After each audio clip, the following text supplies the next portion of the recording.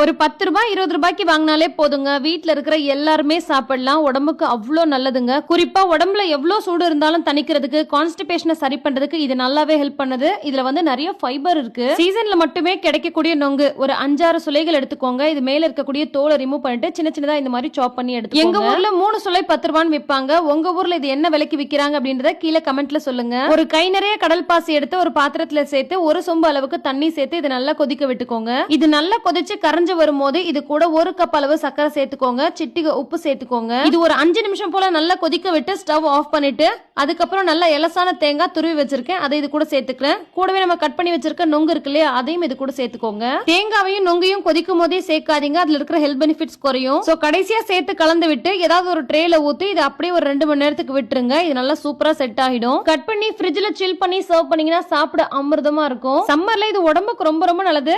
கண்டிப்பா ட்ரை பண்ணுங்க. இந்த மாதிரி நிறைய ஹெல்தியான ரெசிபிஸ் தெரிஞ்சுக்க உடனே பேஜ் ஃபாலோ பண்ணுங்க. அஸ்ஸலாமு அலைக்கும். பை.